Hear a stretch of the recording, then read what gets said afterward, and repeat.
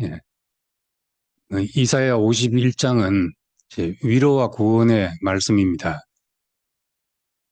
전에도 말씀드렸지만 이사야서의 표현이 성경 가운데서도 가장 그 표현이 화려하고 은유적이고 표현 하나하나가 정말 깊이 묵상해 볼 그런 이제 표현들입니다. 네, 그래서 성경 미리 한번 읽어보고 오시라고 한 것은 읽어보셔야 이제 내가 은혜되는 부분에 밑줄도 긋고 또 이게 무슨 말인지 싶은 것에 체크해 놓고 이제 그렇게 들으면 또 더 깊이 들릴 수가 있습니다. 예, 이 이스라엘의 위로와 구원이 이제 오늘 우리에겐 무슨 의미가 있나 늘 이런 마음으로 성경을 보게 됩니다. 1절부터 8절까지를 나눠 생각해 보면은 이제 1절에 있는 대로 생각하여 보라, 생각해 보라 하는 것이 이제 이사의 첫 번째 51장의 말씀입니다. 너희를 떠낸 반석과 너희를 파낸 우묵한 구덩이를 생각해 보라. 이제 이 생각해 보라는 말은 나의 지난 날을 생각해 보라는 말입니다. 너희를 떠낸 반석과 너희를 파낸 그 우묵한 구덩이, 이게 무슨 말인 것 같습니까? 이제 바위에서 너희를 떠내서 너를 시작한 자리가 바위에서 너를 떠냈고 우묵한 웅덩이에서 너를 파내서 시작했다 하는 말입니다. 이건 창세기 2장에 흙으로 사람을 지었다는 것에 이제 은유적인 표현입니다. 흙에서 너를 파내서 하나님이 너 인생을 시작하지 않았냐?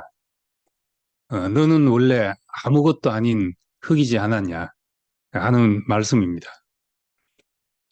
그러니까 처음 너를 지은 자리, 흙의 자리, 이것을 너희를 떠낸 반석과 너희를 파낸 우묵한 구덩이를 생각해 보라. 이렇게 표현하고 있습니다. 우리는 원래 우리의 자리를 뒤돌아본다면은 우리의 첫 자리는 그냥 깨진 바위 쪼가리였고 우묵한 구덩이에서 파낸 흙에 불과한 이런 존재였지 않냐. 너는 원래 그런 사람이었는데 하나님이 너를 부르지 않았냐. 이제 이런 말씀을 하고 있습니다. 그리고 2절에는 너희 조상 아브라함과 너희를 낳은 사라를 생각해보라. 부르심을 받은 첫사람을 생각해보라. 아브라함이 뭐가 있었냐? 아무것도 없지 않았냐? 아브라함이 혼자 있을 때 내가 그를 부르고 그에게 복을 주어 창성하게 하였느니라. 이스라엘 민족 시작, 지금은 민족이 되고 백성이 되고 그래서 수많은 사람들이 나라를 이루었다가 바벨론 포로로 잡혀가고 이렇게 했지만은 예, 처음 시작은 이것도 역시 아무것도 없지 않았냐, 혼자뿐이지 않았냐, 이렇게 이제 첫 자리를 생각해 보라는 말씀을 합니다. 이 히브리서 11장 12절에 보면 죽은 자와 같은 한 사람으로 말미암아 하늘의 별과 같고 해변가에 무수한 모래같이 번성하였다. 이제 이 말과 지금 이사야 51장 2절 말씀은 같은 말씀이죠. 아브라함을 생각해보라. 너희를 낳은 사라를 생각해보라. 한 사람을 불러서 이렇게 허다하게 생육하게 했으니까 이것이 이제 누가 한 일이냐 하는 거죠. 죽은 자와 같은 한 사람으로 말미암아 하나님은 이렇게 하실 수 있다는 것을 다시 이제 상기시킵니다. 그 로마서 4장 17절에는 이제 또 다른 표현으로 그가 믿은 하나님은 없는 것을 있는 것 같이 부르시는 하나님이다. 아무것도 없는 데서 하나님은 하늘의 별과 같고 해변가의 모래 같은 그런 한 백성을 보셨던 겁니다. 이 죽은 자와 방불한 한 사람 안에서 그것을 보셨으니까 없는 것을 있는 것 같이 부르시는 하나님이다. 그래서 우린 지금 어떤 많이 가진 자리에서 이미 우리가 가진 것이 많은 자리에서 나를 생각하니까 억울함도 있고 또 이 일이 되겠냐 하는 것도 있고 뭐 이게 뭐냐 하는 이런 불만들이 생기지만은 생각해보라. 나의 지난 날을 생각해보라. 이제 이렇게 말씀하고 있습니다. 우리의 지난 날을 생각해보면은 우리는 아무것도 없었다. 불평할 것도 없고 뭐 된다 안 된다 할 것도 없는 그 자리에서 부름을 받았다는 겁니다. 처음으로 돌아가면 우린 지금까지 있었던 모든 것에 대해서 감사하고 어, 찬송할 수밖에 없습니다. 그래서 3절에 나 여호와가 시온의 모든 황폐한 곳들을 위로하여 그 사막을 에덴 같게 그 광야를 여호와의 동산 같게 하였나니 그 가운데 기뻐함과 즐거움과 감사와 창화하는 소리가 있으리라. 찬송하는 소리가 있을 것이다. 어디가 에덴이고 어디가 여호와의 동산인가?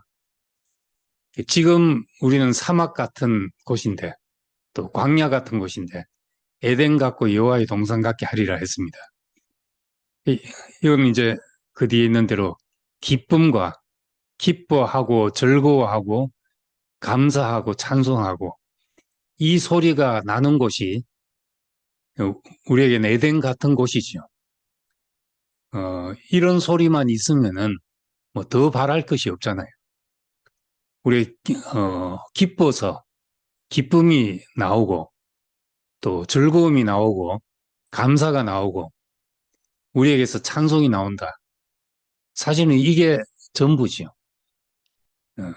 히브리서 보면 이것이 우리가 항상 이 앞에 찬미의 제사를 하나님께 드리자. 이것이 너의 입술의 열매다. 이렇게 말합니다. 그러니까 어떤 자리에서 우리가 기쁨과 즐거움과 감사와 찬양이 나오는가?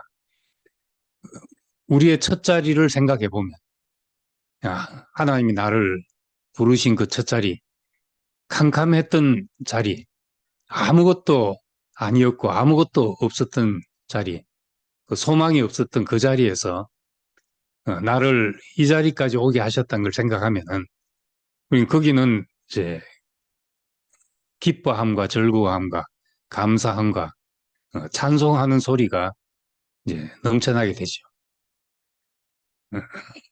그래서 우리의 불평과 이제 원망은 다 가진 것을 당연하게 생각하기 때문에 생겨나는 겁니다. 원래 없었던 것을 생각하면 우리의 불평이나 원망할 것도 다 사라지게 됩니다. 그래서 이 말씀에 하나님이 이스라엘을 위로하고 회복하시기 전에 너희가 먼저 그 자리를 생각하라 하는 말씀을 하고 있습니다.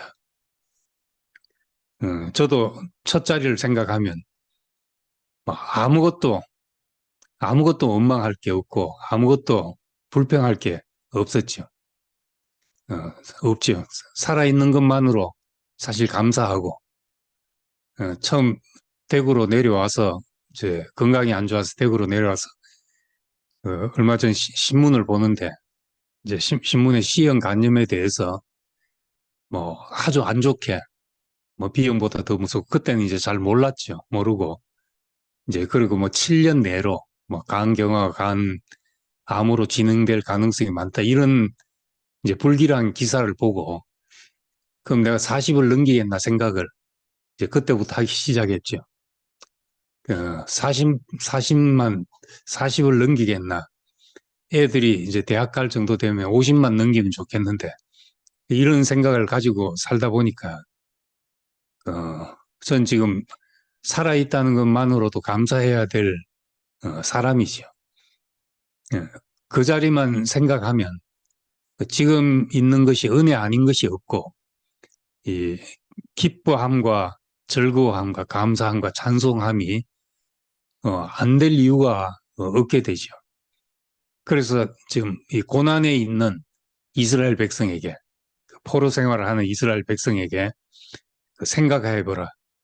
너희를 떠낸 반석과 너희를 파낸 우묵한 웅덩이를 생각하라. 그리고 너희 조상 아브라함과 너희 낳은 사라를 생각하라. 너의 첫자리, 너의 나라의 첫자리, 아무것도 없는 데서 부르시는 그 하나님, 그분이 지금도 너희 가운데 일하실 것이다. 이 약속을 다시 상기하고 있습니다. 그리고 4절, 5절 보면 내게 귀를 기울이라. 내게 주의하라. 내 백성에 내게 주의하라. 내게 귀를 기울이라. 이렇게 말합니다. 그러면서 내가 내 공의를 만민의 빛으로 세우리라. 이렇게 말합니다. 이 공의, 정의를 만민의 빛으로 세우리라. 우린 지금 이제 뭐 의라든지 정의 뭐 이런 얘기가 지금 우리로서는 우스운 이야기로 들릴 수 있고 또 세상에 사회 정의를 실현한 사람들이 외치는 소리로 들릴 수 있지만은 이제 그 당시에 율법이 없던 시대에 보면 그냥 힘이 정의거든요. 약육강식의 시대였고 힘이 지배하는 세계였습니다.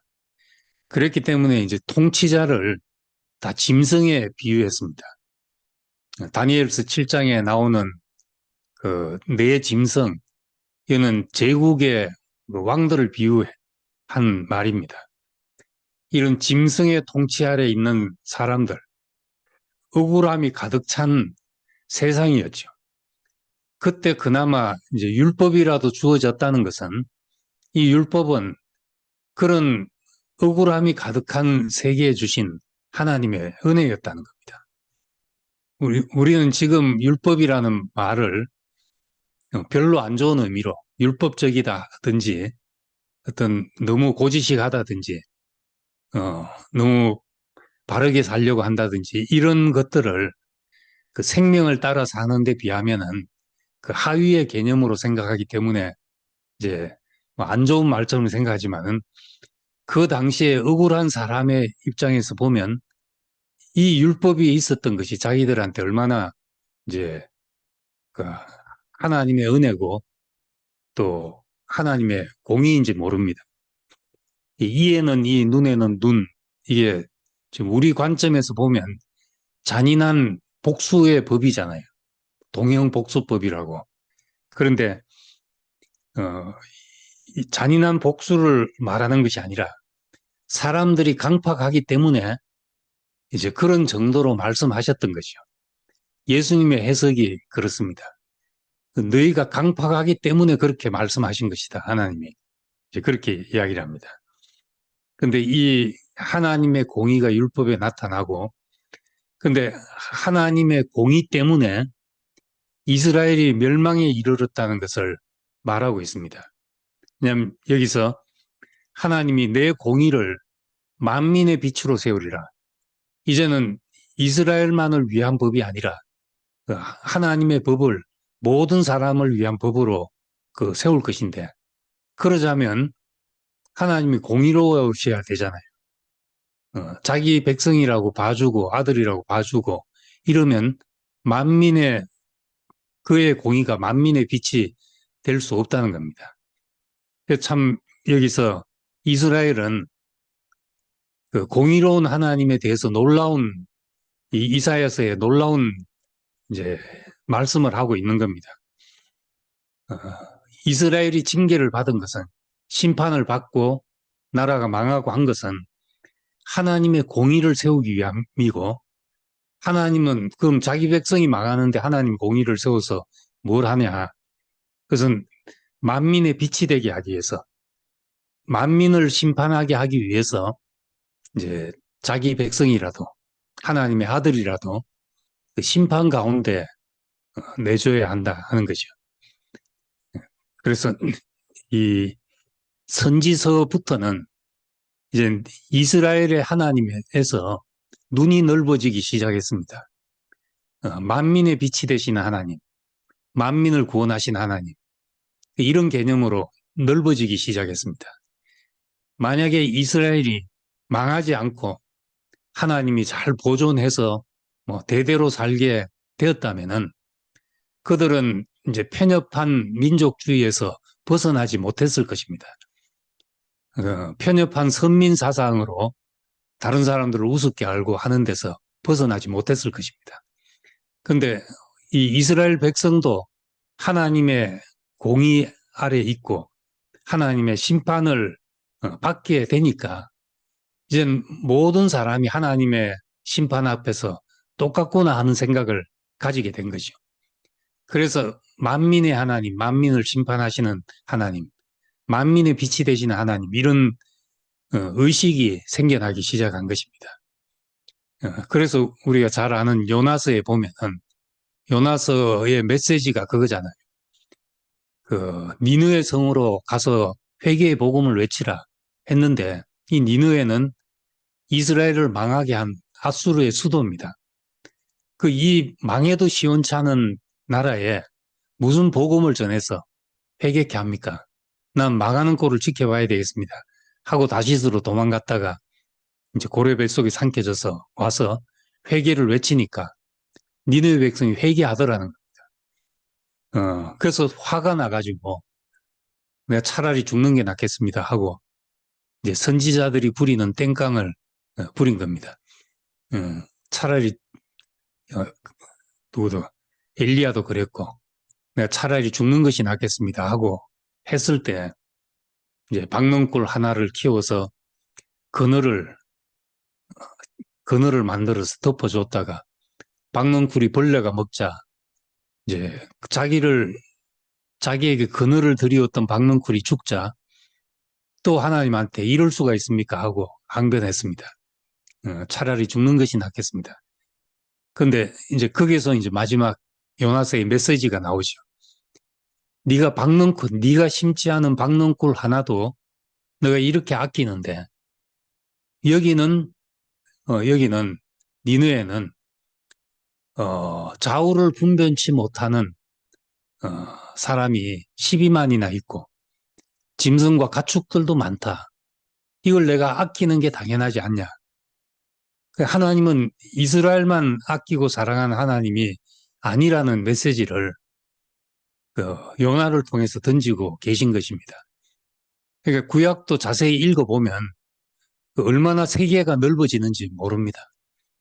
물론 기독교가 교회 안에밖에 구원이 없다고 생각하는 이제 그런 다시 편협한 생각 속에 갇혔는데 구약의 선지서들만 잘 봐도 만민의 하나님, 만민을 부르시는 하나님 이런 사상이 여기에 이제 볼 수 있게 됩니다. 그리고 6절과 8절, 6절에서 8절 말씀 보면 여기서 이제 하늘과 땅을 살피라. 첫 번째는 생각하라. 두 번째는 4절부터는 주의하고 귀를 기울이라. 6절에서는 하늘로 눈을 들며 그 아래 땅을 살피라. 이렇게 합니다. 하늘과 땅을 잘 살펴보라. 하늘이 연기같이 사라지고 땅이 옷같이 헤어지며 거기 사는 자들이 하루살이같이 죽으려니와 나의 구원은 영원히 있고 나의 공의는 패하지지 않는다. 지금 무슨 말을 하려고 하는가 하면 하늘이 연기같이 사라지고 땅은 옷같이 헤어지고 또 거기 사는 자들은 하루살이처럼 지나간다는 말은 이 땅의 사정은 오래 가지 않는다는 말입니다. 우리의 형편과 사정 이것이 이제 크게 보일 때는 앞이 안 보이는 동굴처럼 느껴질 때가 있습니다. 그런데 땅의 사정은 우리가 터널을 지나가듯이 그렇게 지나가는 것이다. 결국은 다 지나가는 것이다. 그 말씀을 이렇게 하고 있습니다. 하늘은 연기같이 사라지고 땅은 옷같이 헤어지며 거기 사는 자들이 하루살이같이 죽으려니와 우리에게 우리를 힘들게 하고 과정을 겪게 하고 고난을 주는 우리의 환경들은 그것은 사정이 오래 가지 않는다. 그리고 하나님의 공의와 구원은 영원히 폐하해지지 않는다. 나의 공의는 폐하해지지 않는다. 그 말씀을 합니다. 8절에 옥같이 조음이 그들을 먹을 것이며 양들같이 존벌레가 그들을 먹을 것이나 나의 공의는 영원히 있겠고 나의 구원은 세세에 미치리라. 같은 말씀이죠. 그래서 우리가 어떤 사정 속에 있다 하더라도 이 말씀대로라면은 우리의 사정은 오래 가지 않는다 하는 말씀을 하신 겁니다. 9절에서 11절까지는 저는 그렇기 때문에 여호와의 팔이여 깨소서 깨소서 이제 하나님을 깨우는 이제 선지자의 말씀입니다. 여호와의 팔이여 깨소서. 팔은 능력을 나타내잖아요.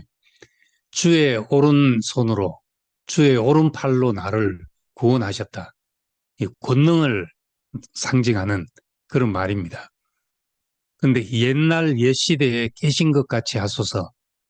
라합을 점이시고 용을 찌르시니가 어찌 주가 아니시며.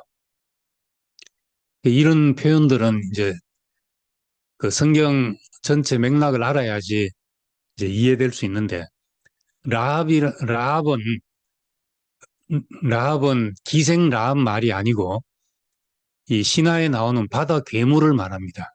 그 성경의 시편에도 몇 번 나오고 하는데 이 라합은 이 바다 괴물로서 아주 사나운 괴물인데 이걸 이제 이집트에 비유하는 말로 시편 87편, 89편 같은 데 보면 라합이란 말을 이집트에 비유하고 있습니다. 용을 찌르시니 용을 찌른다는 말은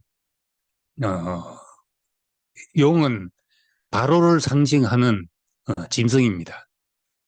바로왕을 상징하는 동물이니까 이집트를 주저앉히시고 바로를 찌르시고 우리를 건지신 분이다. 이 사건은, 이 출애굽 사건은 우리가 그냥 지금 성경으로 읽으니까 옛날에 그런 일이 있었다, 성경에 기록됐다 하지만 이스라엘 백성으로는 꿈 같은 사건이죠.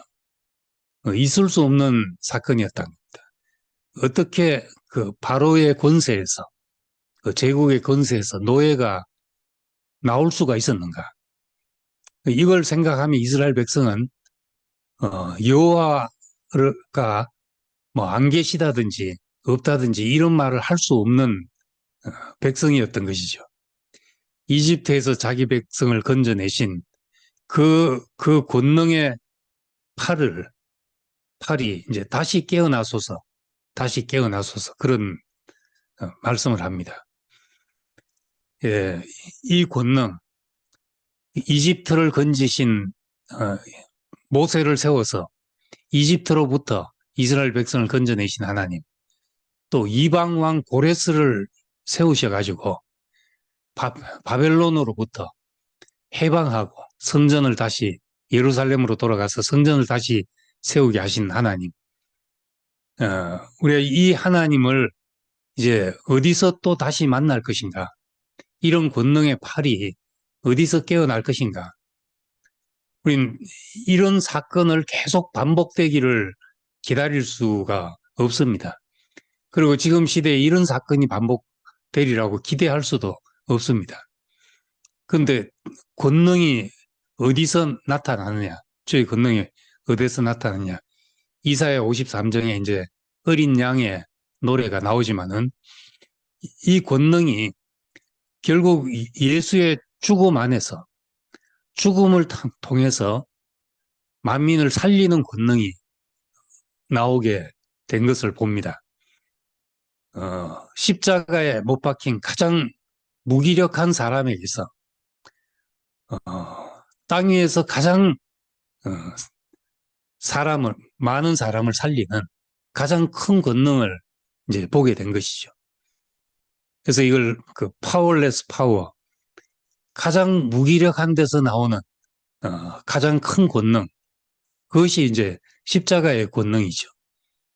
우리 구약을 읽으면서 이 구약은 어쩔 수 없이 구약의 한계 때문에 어, 옛날 시대, 옛 시대 라합을 점이시고 용을 찌르신 하나님의 권능, 이 힘을 다시 한번 이렇게 세워 주시옵소서.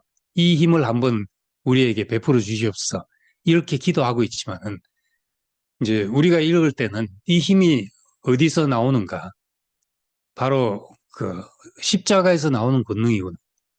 죽음에서 이 우리를 세상으로부터 해방시키는 권능이 나오는구나.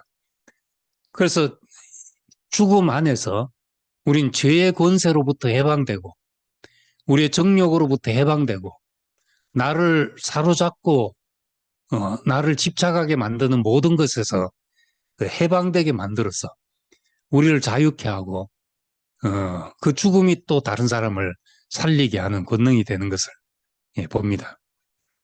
그래서 이제 우린 이사야서가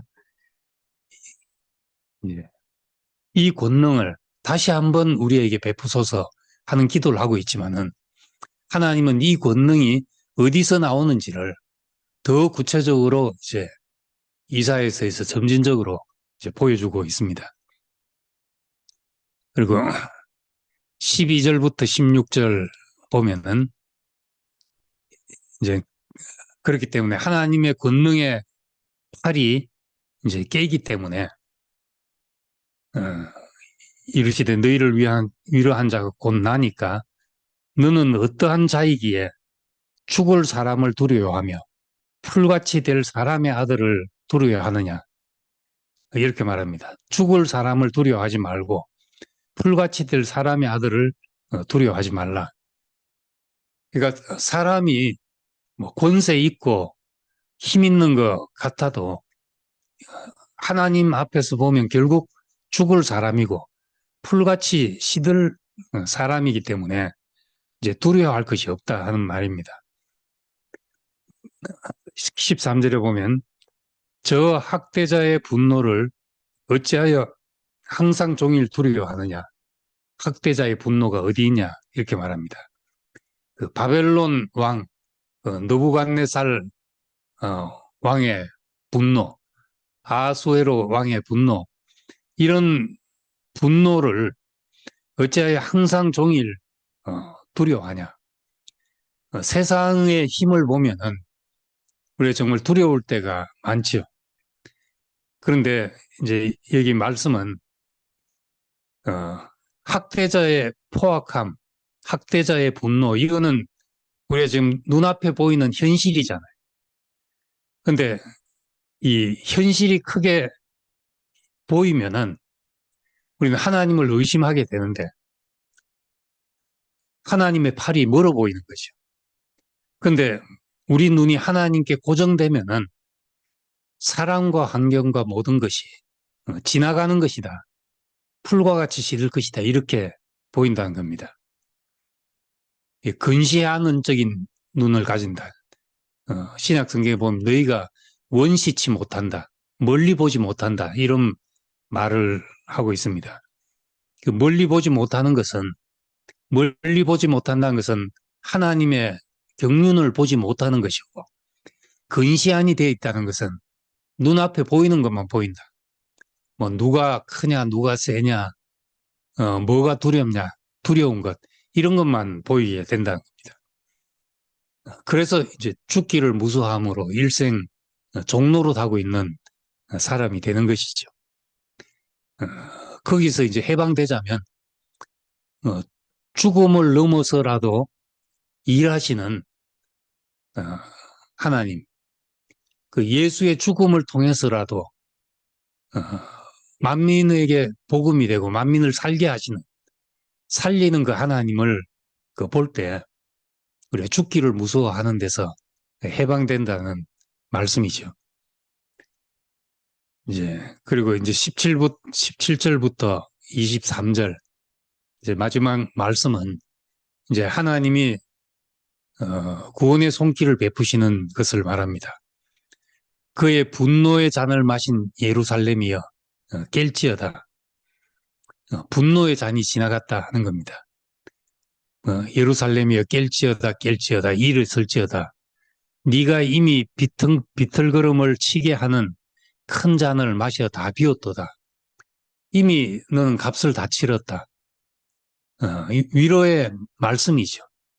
그 고난으로 충분하다. 값을 다 치렀다.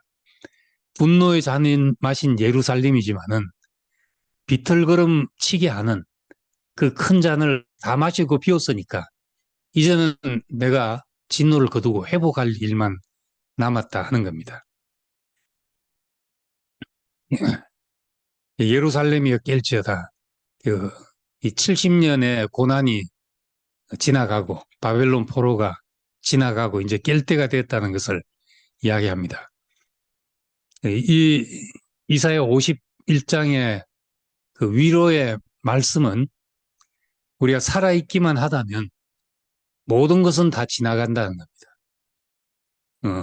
가론 유다처럼 죽지만 않으면은 하나님의 구원은 가론 유다에게라도 베풀어졌을 것이라는 것이요. 우리가 하나님 앞에 살아있기만 하면은 땅의 사정, 두려운 사람, 학대자의 포악함, 이런 것은 다 지나가고 어떤 사람에게도 하나님 앞에 올바른 위치에 서 있으면 지난 날이 어떠하든지 다 미끄럼으로 삼고 기회를 삼을 수가 있습니다. 이것이 하나님의 위로지요. 그래서 여기서 이제 하나님을 깨우시는 9절에서는 하나님을 깨우고 이제 17절부터는 이스라엘을 깨우는 말씀이 나옵니다. 이젠 너희가 깰지어다. 에베소서 5장에도 잠자는 자의 죽은 자 가운데서 일어나라. 그리스도께서 내게 비친다. 이런 말씀을 하십니다. 이제 참 예수의 죽음과 부활 안에서 그분이 하나님 어찌하여 나를 버리십니까 하고 다 끝난 자리에서도 그를 다시 살리시는 하나님을 경험하듯이 우리가 그 비춤 안에서 내 사정이 어떠하든지 내 절망이 얼마나 깊든지 내 상처가 얼마나 깊든지 간에 거기서 빛이 비치면 깨어나고 빛이 비치기만 하면 이제 밤의 모든 사정이 다 사라지게 되죠. 원인무효가 되고 좋은 나무만 심기면 그 땅의 모든 사정, 지저분하고 더럽고 밟히고 했던 모든 사정은 다 이 나무를 자라게 하기 위한 밑거름이 된다는 겁니다. 이것이 이제 하나님의 위로지요. 하나님의 위로. 너의 첫자리를 생각해봐라. 모든 게 은혜가 아니었냐. 그리고 너를 심판한 것은, 이스라엘 너를 심판한 것은 너를 미워서가 아니라 내 공의가 만민의 빛이 되게 하기 위해서다. 우리만의 하나님이 아니라 만민의 하나님이 되게 하기 위해서는 우리도 심판받아야지 만민의 하나님이 된다. 그리고 땅의 사정은 오래가지 않고 아무리 강한 힘이라도 라합을 점이시고 용을 찌르신 이를 생각하라. 그분이 깨시면 다 되는 일이다. 그리고 이제 우리가 깰 때가 되었다. 우리가 깰 때가 되어서 그 진노의 잔이 이제 다 비워졌다. 이제 하나님의 도여움이 지나갔다. 이런 말인데